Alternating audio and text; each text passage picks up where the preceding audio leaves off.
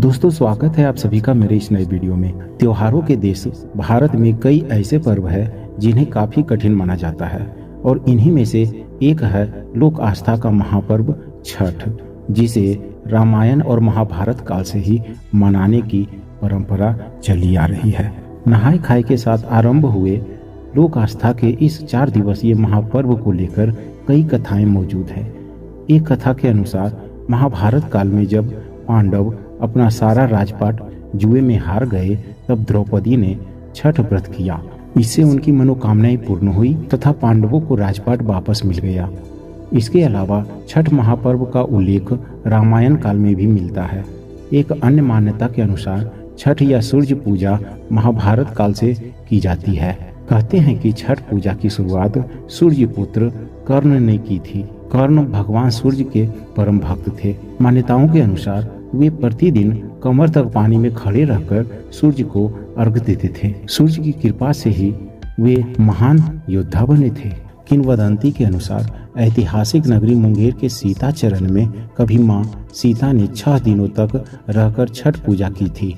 पौराणिक कथाओं के अनुसार 14 वर्ष वनवास के बाद जब भगवान राम अयोध्या लौटे थे, तो रावण वध के पाप से मुक्त होने के लिए ऋषि मुनियों के आदेश पर राजसूय यज्ञ करने का फैसला लिया।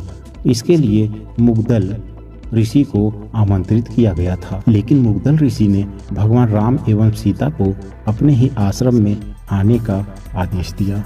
ऋषि की आज्ञा पर भगवान राम एवं सीता स्वयं यहाँ आए और उन्हें इसकी पूजा के बारे में बताया गया। मुग्दल ऋषि ने मां सीता को गंगा छिड़क कर पवित्र किया एवं कार्तिक मास के शुक्ल पक्ष षष्ठी तिथि को सूर्यदेव की उपासना करने का आदेश दिया। यहीं रहकर माता सीता ने 6 दिनों तक सूर्यदेव भगवान की पूजा की थी।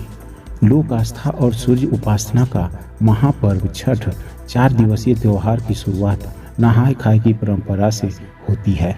यह त्योहार पूरी तरह से श्रद्धा और शुद्धता का पर्व है। इस व्रत को महिलाओं के साथ साथ पुरुष भी रखते हैं। 4 दिनों तक चलने वाली लोक आस्था के इस महापर्व में व्रती को लगभग 3 दिन का व्रत रखना होता है, जिसमें से 2-3 तो निर्जला व्रत रखा जाता है। छठ को पहले केवल बिहार, झारखंड और उत्तर भारत में ही मनाया जाता था, लेकिन अब धीरे धीरे पूरे देश में इसके महत्व को स्वीकार कर लिया गया है।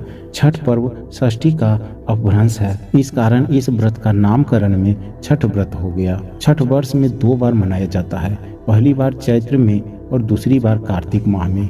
चैत्र शुक्ल पक्ष षष्ठी पर मनाए जाने वाले छठ पर्व को चैती छठ और कार्तिक शुक्ल पक्ष षष्ठी पर मनाए जाने वाले पर्व को कार्तिकी छठ कहा जाता है। इस पर्व के लिए 4 दिन महत्वपूर्ण है: नहाय खाए, खरना या लोहंडा, सांझा अर्घ और सूर्योदय अर्घ। छठ की पूजा में गन्ना फल, डाला, सूप आदि का प्रयोग किया जाता है। मान्यताओं के अनुसार छठी मैया को भगवान सूर्य की बहन बताया गया है। इस पर्व के दौरान छठी मैया के अलावा भगवान सूर्य की पूजा आराधना होती है। कहा जाता है कि जो व्यक्ति इन दोनों की आराधना करता है, उनकी संतानों की छठी माता रक्षा करती है। कहते हैं कि भगवान की शक्ति से ही 4 दिनों का यह कठिन व्रत संपन्न हो पाता है। छठ वास्तव में सूर्योपासना का पर्व है, इसलिए इसे सूर्य षष्ठी व्रत के नाम से भी जाना जाता है।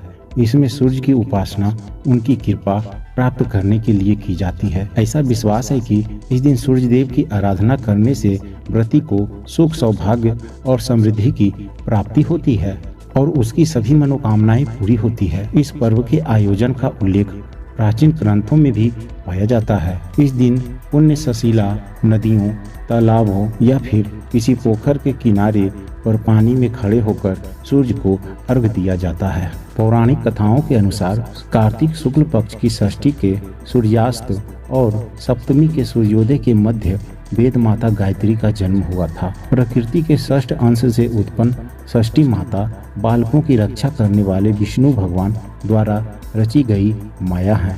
बालक के जन्म के 6ठे दिन छठी मैया की पूजा अर्चना की जाती है, जिससे बच्चे के ग्रह गोचर शांत हो जाएं और जिंदगी में किसी प्रकार का कष्ट नहीं आए। इस मान्यता के तहत ही इस तिथि को षष्ठी देवी का व्रत होने लगा। छठ पूजा की धार्मिक मान्यताएं भी है और सामाजिक महत्व भी है, लेकिन इस पर्व की सबसे बड़ी बात यह है कि इसमें धार्मिक भेदभाव, ऊंच नीच, जात पात भूलकर सभी एक साथ इसे मनाते हैं। किसी भी लोक परंपरा में ऐसा नहीं है। सूर्य जो रोशनी और जीवन के प्रमुख स्रोत हैं और ईश्वर के रूप में जो रोज सुबह दिखाई देते हैं, उनकी उपासना की जाती है। इस महापर्व में शुद्धता और स्वच्छता का विशेष ख्याल रखा जाता है और कहते हैं कि इस पूजा में कोई गलती हो तो तुरंत क्षमा याचना करनी चाहिए, वरना तुरंत सजा भी मिल जाती है। लेकिन पूजा में क्या गलती हुई है, इसकी भी जानकारी नहीं रहती। गलती की जानकारी हो या न हो, अगर आप इस शब्द को बोलकर क्षमा प्रार्थना कर लेते हैं तो भगवान सूर्य आपके सारे गलती को माफ कर देंगे। मंत्र इस प्रकार है: आवाहनम न जानामि विसर्जनम, पूजाम चैव न जानामि क्षम्यस्व परमेश्वर। मंत्रहीनम क्रियाहीनम भक्तिहीनम जनार्दन, यत पूजितम मया देव परिपूर्ण तदस्तु में। इस मंत्र का अर्थ यह है कि हे प्रभु, न मैं आपको बुलाना जानता हूँ और न विदा करना, पूजा करना भी नहीं जानता, कृपा करके मुझे क्षमा करें। मुझे न मंत्र याद है और न ही क्रिया, मैं भक्ति करना भी नहीं जानता, यथासंभव पूजा कर रहा हूँ, कृपया भूल क्षमा कर इस पूजा को पूर्णता प्रदान करें। भगवान को ऐसा कहा जाता है कि जरूरी नहीं कि पूजा पूरी तरह से शास्त्रों में बताए गए नियमों के अनुसार हो। मंत्र और क्रिया दोनों में चूक हो सकती है। इसके बावजूद चूंकि मैं भक्त हूँ और पूजा करना चाहता हूँ, और अगर मुझसे चूक हुई है तो आप मुझे क्षमा करें। मेरा अहंकार दूर करके मुझे अपनी शरण में लीजिए। सबसे बड़ी बात है कि यह पर्व सबको एक सूत्र में पिराने का काम करता है। इस पर्व में अमीर गरीब, बड़े छोटे का भेद मिट जाता है। सब एक समान एक ही विधि से भगवान की पूजा करते हैं। अगर अमीर है वो भी मिट्टी के चूल्हे पर ही प्रसाद बनाता है और गरीब भी मिट्टी के चूल्हे पर ही प्रसाद बनाता है। सब एक साथ गंगा तट पर एक जैसे दिखते हैं। बांस के बने सूप में ही अर्घ दिया जाता है। प्रसाद भी एक जैसा ही बनाया जाता है। दोस्तों, अगर यह वीडियो अच्छा लगा हो तो वीडियो को लाइक करें, दोस्तों को शेयर करें और चैनल को सब्सक्राइब करके घंटी जरूर बजा दें। जय छठी मैया।